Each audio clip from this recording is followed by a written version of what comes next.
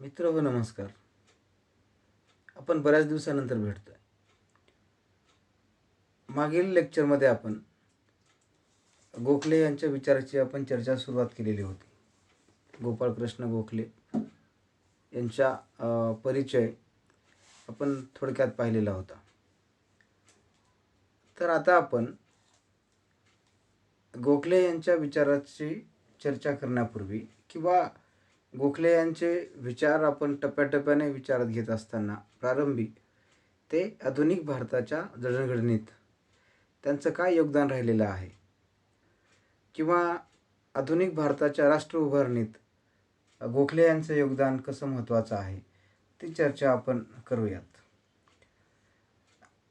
अनेक वेळा परीक्षेमध्ये प्रश्न विचारताना गोखले यांचे राष्ट्र उभारणीतील योगदान किंवा गोखले यांचे आधुनिक भारताच्या जडणघडणीतील योगदान असे प्रश्न आलेले आहेत.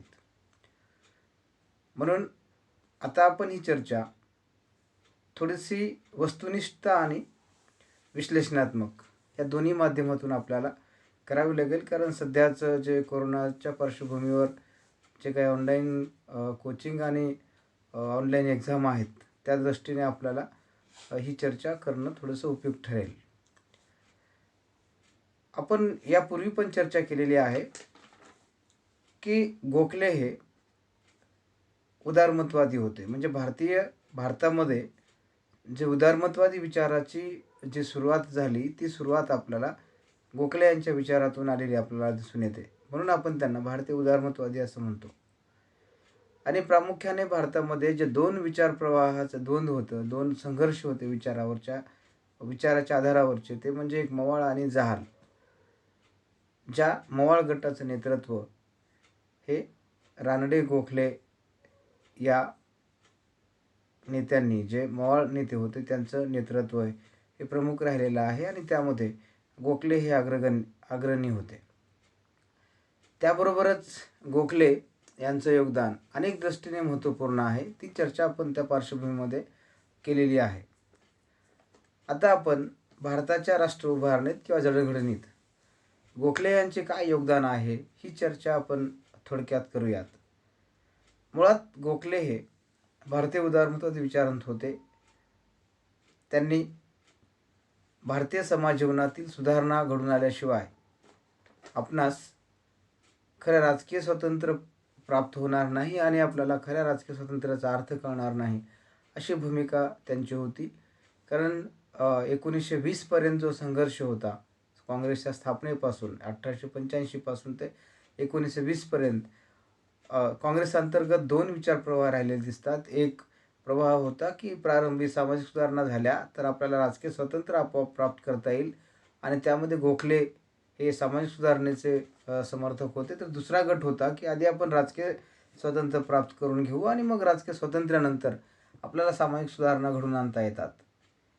आणि या संघर्षामध्ये गोखले यांनी समाज सुधारणेची सतत भूमिका घेतलेली आपल्याला दिसून येते. आणि त्यांच्या या सुधारणेच्या भूमिकेमध्ये आधी सामाजिक का राजकीय या सुधारणेच्या भूमिकांमध्ये आपल्याला त्यांच्या उदारमतवादी विचाराची चर्चा अनेक ठिकाणी करता येते. त्यांच्या विचारामध्ये उदारमतवादाची जी तत्त्वे आहेत, ज्याला आपण मूलतत्त्वे असं म्हणतो, उदारमतवादाची जी पाश्चात्य विचाराचा आधार आहे, व्यक्ती स्वातंत्र्य, विवेकावर विश्वास, लोकशाही, धर्मनिरपेक्षता, ही सगळी तत्त्वे जी आधुनिक मूल्य म्हणून आपण विचारात घेतो ती अतितत्वे गोखले यांच्या विचारामध्ये आपल्याला पाहायला मिळतात. गोखले यांच्यावर जरी ब्रिटिशांचा प्रभाव असला तरी ते ब्रिटिशांच्या प्रत्येक धोरणाचं समर्थन करत होते असं नाही. त्यांच्यावर भारतीय परंपरा आणि भारतातील जे काही पारंपरिक वैभव आहे, प्राचीन वैभव आहे, ते वैभव देखील त्यांना तितकंच महत्त्वाचं वाटलं. आणि त्यापैकी त्यांनी जी महत्त्वाची गोष्ट मानली ती म्हणजे साध्य आणि साधनाचा आधार कसा असावा. म्हणजे साध्य आणि साधन हे दोन्हीही नैतिकतेवर आधारलेले असावेत. आणि नैतिकता हे एकंदरीत भारतीय समाज जीवनाचा प्राचीन काळापासून आत्मा राहिलेला आहे. म्हणजे राजकारणामध्ये नैतिकतेशिवाय पर्याय नाही असा सार या विचारामध्ये पाहायला मिळतो. आणि म्हणून ते असं म्हणतात की सार्वजनिक जीवनात जे आपलं पब्लिक लाईफ आहे त्या जीवनामध्ये माणसाची प्रत्येक कृती, व्यक्तीची प्रत्येक कृती ही नैतिक असली पाहिजे. आणि त्याचा संबंध हा, नैतिकतेचा संबंध हा माणसाच्या अंतरात्म्याशी आहे. म्हणजे नैतिकतेच्या मार्गावर जरी तुम्हाला अनेक अडथळे आले, तुम्हाला अनेक अडथळ्यांचा सामना जरी करावा लागला, परंतु नैतिक एक अशा प्रकारची शक्ती आहे जी तुम्हाला संकटाच्या काळामध्ये ती तुम्हाला उभं करते. आणि या माध्यमातून व्यक्तीचं जीवन हे सार्थकी लागतं. पण माणूस नैतिक का असावा? कारण त्याची साध्य आणि साधनं ही नैतिकतेच्याच आधारावर ती उभी राहिलेली पाहिजेत. म्हणजे नैतिक साधनेच तुम्हाला खऱ्या अर्थाने व्यक्ती म्हणून उभं करतात आणि समाजामध्ये अनन्यसाधारण स्वरूपाचं महत्त्व हे नैतिकतेला प्राप्त होतं. म्हणून गोखले जरी ब्रिटिशांचं समर्थन करणारे असले तरी नैतिकता ज्याचा संबंध प्रत्येक व्यक्तीच्या अंतरात्म्याशी आहे, म्हणजे प्रत्येक व्यक्तीने आपलं अंतर्मन जागं ठेवून आपण एकमेकाशी व्यवहार केला पाहिजे, वर्तन केलं पाहिजे, ही भूमिका गोखले हे व्यक्तीच्या वर्तनाशी आणि त्याच्या नैतिकतेशी जोडतात. म्हणजे माणसाचं कोणतंही कार्य, त्याचं कर्तव्य हे नैतिकतेशीच अधिक निगडीत आहे. म्हणून नैतिकता ही त्यांच्या दृष्टीने अधिक महत्त्वाची आहे.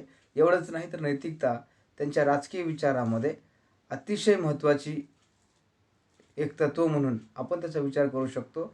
आणि या तत्त्वाचा प्रभाव महात्मा गांधीजीवर अधिक आपल्याला दिसून येतो. म्हणून महात्मा गांधीजींनी जी राजकीय आध्यात्मिकरणाची संकल्पना मांडलेली आहे, ती राजकीय आध्यात्मिकरणाची संकल्पना गोखले यांच्या या नैतिकतेशी, साध्य आणि साधनाशी ती साधर्म्य साधणारी आहे, ती मिळती-जुळती आहे. एवढंच नाही, त्यांच्या विचारातूनच हा विचार पुढे येताना दिसतो. आणि म्हणून महात्मा गांधीजीवर आपल्याला जो धर्माचा प्रभाव दिसतो, नैतिकतेचा प्रभाव दिसतो, पवित्र या संकल्पनेचा प्रभाव दिसतो, सत्य या संकल्पनेचा आपल्याला जो प्रभाव दिसतो, हा प्रभाव गोखले यांच्या विचारातून आलेला आपल्याला दिसून येतो. म्हणून भारतीय राजकारणातील मोठी उपलब्धी म्हणजे महात्मा गांधीजी आहेत. आणि महात्मा गांधींचे राजकीय गुरु म्हणून आपण गोखलेंना म्हणतो. आणि गोखलेंनी राजकीय विचारामध्ये एकंदरीत भारतीय राजकारणामध्ये त्यांचं जे योगदान आहे ते योगदान अनन्यसाधारण स्वरूपाचं आहे. म्हणून राष्ट्र उभारणीमध्ये, भारताच्या आधुनिक जडणघडणीमध्ये त्यांचं योगदान हे महत्त्वाचं आहे. आणि त्यांनी त्यांची भाषण, लेखन, वेगवेगळ्या प्रकारची लिखाण, या लिखाणाच्या माध्यमातून त्यांनी हा आपला विचार जनसामान्यापर्यंत पोहोचण्याचा एक प्रकारे प्रयत्न केला. आणि या माध्यमातून त्यांनी आधी सामाजिक आणि नंतर राजकीय या सुधारणा घडवून आणण्यामध्ये त्यांचा महत्त्वाचा वाटा होता. म्हणून आपण ज्या प्रारंभी म्हणालो की जो संघर्ष होता, वैचारिक संघर्ष होता, आधी सामाजिक का राजकीय, तर सामाजिक सुधारणेची बाजू ही सतत गोखले यांनी घेतलेली आहे. आणि सामाजिक सुधारणेची बाजू घेतल्यामुळेच त्यांच्या विचारामध्ये आपल्याला नैतिकता हा आधार आपल्याला प्रामुख्याने पाहायला मिळतो. त्याबरोबरच त्यांच्या राष्ट्र उभारणीच्या विचारामध्ये किंवा आधुनिक भारताच्या जनगणनेमध्ये स्वातंत्र्याचा विचार देखील महत्त्वाचा आहे, तो आपण समजून घेतला पाहिजे. आणि मग हा विचार कसा येतो? तर आपण जी स्वातंत्र्याची संकल्पना आपण ऐकतो, आपण वाचतो, तर त्यापेक्षा थोडीशी वेगळी, याला थोडासा भारतीय संदर्भ, थोडासा व्यावहारिक संदर्भ इथे पाहायला मिळतो. गोखले यांची ही जी संकल्पना आहे त्याला दोन प्रकारात आपल्याला ते पाहता येतं. याचं वर्गीकरण दोन आधारावर करता येतं. एक म्हणजे गोखले असं म्हणतात की भारताचं जे दीर्घकालीन उद्देश आहे, तर ते दीर्घकालीन उद्देश म्हणजे प्रारंभी ब्रिटिशच्या जोखडातून मुक्त होणे आणि आपण आपल्यावर जी गुलामगिरी लादलेली आहे ती सर्व प्रकारची आहे, त्या गुलामगिरीतून आपण मुक्त होणे, हे त्यांच्या पहिल्या स्वातंत्र्याचा अर्थ होता. आणि दुसरं स्वातंत्र्य म्हणजे ते म्हणतात या स्वातंत्र्यापेक्षाही अधिक महत्त्वाचं काय असेल किंवा या स्वातंत्र्यापूर्वीही अधिक महत्त्वाचं कोणतं स्वातंत्र्य असेल ते म्हणजे भारतातील जे वाईट चालीरीती, रूढी परंपरा, ज्या रूढी परंपरेमुळे इथला बहुतांश समाज, इथले नागरिक, इथले लोक हे अंधश्रद्धाळू आहेत. अनेक कर्मकांड आणि प्रपंचामध्ये ते अडकलेले आहेत. त्यांना बाहेर काढून म्हणजे त्यांना रूढी परंपरातून त्यांना बाहेर काढून, रूढी परंपरा नष्ट करून त्यांच्यामध्ये एक प्रकारचा स्वविवेक जागृत करणे, त्यांचा आत्मा जागृत करणे, या प्रकारचं स्वातंत्र्य ते इथे सांगताना दिसतात. आणि ते असं म्हणतात, जर असं झालं नाही तर काय होईल, तर स्वातंत्र्याच्या नावावर एक विशिष्ट वर्ग उदयाला येईल आणि तो वर्ग जनसामान्यावर आपलं वर्चस्व प्रस्थापित करेल, ज्यामुळे स्वातंत्र्याचा खरा अर्थ हा सामान्य लोकांपर्यंत तो पोचणार नाही. आणि म्हणून हे स्वातंत्र्य प्रारंभी व्यक्तीला अनेक बंधनातून मुक्त करण्यासाठी ते महत्त्वपूर्ण आहे. आणि ही अनेक बंधने सामाजिक आहेत, धार्मिक आहेत, जातीचे आहेत. त्यानंतर अनेक रूढी परंपराची बंधनं आहेत. ही बंधनं झुगारून देऊन त्या व्यक्तीला स्वतःच्या इच्छेनुसार, त्याचा स्वविवेकानुसार, त्याच्या आत्म्यानुसार त्याला आचरण करता येणं, त्याला आपलं वर्तन करता येणं म्हणजे स्वातंत्र्य आहे. अशी साधी आणि सोपी परिभाषा भारतीय दृष्टिकोनातून गोखले यांनी केलेली आपल्याला दिसते. आणि ही परिभाषा भारतीय उदारमतवादामध्ये ती अतिशय महत्त्वाची आहे. म्हणून भारताच्या उभारणीमध्ये गोखले यांचं योगदान आपल्याला अधिक महत्त्वाचं आहे. ते असं म्हणतात की भारतामध्ये जातपात, रूढी परंपरा इत्यादी बंधनामध्ये आमचे सार्वजनिक जीवन अडकलेले आहे. समाजात स्त्रियांची स्थिती ही अधिक वाईट आहे. केवळ शासन बदलल्याने जनसामान्यांना स्वातंत्र्य मिळत नाही किंवा मिळणार नाही, तर प्रत्येकाला त्यांच्या अंतरात्म्याच्या आधारावर त्याच्या जीवनाची किंवा त्याची जीवन जगण्याची त्याला मुभा प्राप्त व्हावी, ही त्यांची स्वातंत्र्याची परिभाषा होती. म्हणून गोखले हे अनेक अर्थाने आधुनिक भारताच्या उभारणीमध्ये महत्त्वपूर्ण ठरतात. याशिवाय त्यांचा आणखी एक विचार महत्त्वाचा आहे आणि तो म्हणजे राष्ट्रीय एकीकरणामध्ये त्यांचं योगदान हे महत्त्वपूर्ण आहे. त्यांनी 1905 मध्ये भारत सेवक समाज नावाची संस्था स्थापन केली होती. त्याचा उद्देश असा होता की आपण स्वशासन, सेल्फ गव्हर्नमेंट, सेल्फ रूल हे आपल्यासाठी महत्त्वपूर्ण होता. त्यांनी ब्रिटिशांचं समर्थन केलं, परंतु प्रत्येक बाबीमध्ये ब्रिटिशांचं समर्थन केलेलं नाही आहे. म्हणजे ब्रिटिश सत्ता ही भारतावर जुलूम करणारीच आहे, हे त्यांनी अनेक वेळा त्यांच्या लिखाणातून, त्यांच्या भाषणातून त्यांनी व्यक्त केलेलं आहे. जिथे आवश्यक आहे तेवढंच समर्थन ते ब्रिटिशांचं करतात. म्हणजे ब्रिटिशांच्या कुठल्याही धोरणाला डोळे झाकून ते त्याचा पाठपुरावा किंवा त्याचं समर्थन करत नाहीत.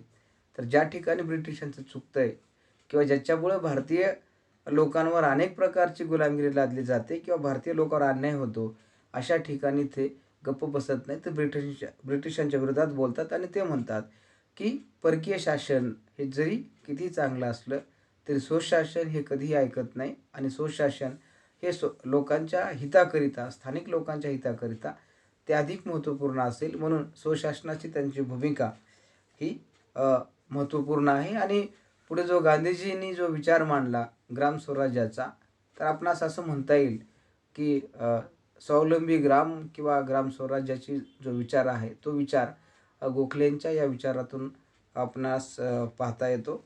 म्हणून स्वशासनावरचं जे नियंत्रण आहे, ते नियंत्रण अधिकाधिक स्थानिक लोकांचं असणं आणि विकासाच्या प्रक्रियेमध्ये त्यांना सामावून घेणं हा त्यांचा महत्त्वाचा भाग होता. म्हणून राष्ट्रीय एकीकरणाच्या दृष्टिकोनातून जे सगळ्यात मोठं जे आव्हान आहे ते म्हणजे भारतातील धर्म आणि विविध पंथांचं आहे. म्हणून ते म्हणतात की विविध धर्माच्या अंतर्गत भारतामध्ये अनेक प्रकारचे संघर्ष आहेत आणि ते संघर्ष नष्ट करून आपणास राष्ट्रीय चारित्र्य निर्माण करता येईल. आणि राष्ट्रीय चारित्र्य निर्माण करण्यामध्ये यांचं योगदान हे महत्त्वाचं आहे. आणि या माध्यमातून ज्या भारतातली जी मुख्य समस्या राहिलेली आहे ती समस्या म्हणजे हिंदू आणि मुस्लिम अशी राहिलेली आहे. आणि ही समस्या आजची नाही, तर ती मध्ययुगापासून म्हणता येईल आपल्याला, की जेव्हा भारतामध्ये मुस्लिम सत्ता आल्या तेव्हापासून ते आज तागायत हिंदू मुस्लिम हा संघर्ष आपणास विकोपाला गेलेला पाहायला मिळतो. आणि त्याबद्दल गोखले हे अस्वस्थ होतात आणि ते असं म्हणतात की हिंदू मुस्लिम एकता, त्यांच्यातली एकात्मता निर्माण करण्याचा प्रयत्न आपण केला पाहिजे.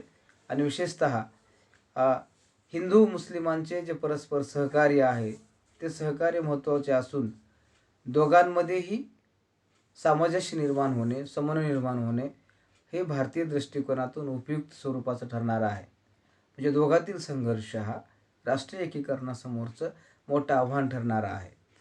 म्हणजे दोन्ही धर्माचे जे वैमनस्य आहे ते पुरातन आहे असं मी म्हणत नाही, गोखले म्हणतात. आणि या वैमनस्यामुळे आपले अतोनात नुकसान झालेले आहे आणि कायम स्वरूपाचे सामंजस्य, त्याच्यातला एकोपा निर्माण झाल्याशिवाय भारताची राष्ट्र उभारणी एका नीट पद्धतीने किंवा समान पातळीवर ती होऊ शकत नाही. म्हणून हे वैमनस्य नष्ट केले पाहिजे आणि हे कायमचं वैमनस्य नष्ट केले पाहिजे. आणि यासाठी हिंदूंनी पुढाकार घ्यावा आणि या माध्यमातून हिंदू मुस्लिम जो संघर्ष आहे तो संघर्ष थांबवून आपण प्रारंभी राष्ट्रीय चारित्र्य घडवावं आणि आपण भारतीय आहोत ही भावना प्रत्येकाने रुजवावी. धर्म महत्त्वाचा नाही, देश महत्त्वाचा आहे. आणि या माध्यमातून नागरिकांमध्ये जागृती करण्याचा प्रयत्न वेगवेगळ्या माध्यमातून गोखले यांनी केलेला आपल्याला दिसतो. त्यांनी मुस्लिमांसाठी जो स्वतंत्र मतदारसंघ होता त्याचं समर्थन त्यांनी केलेलं आहे.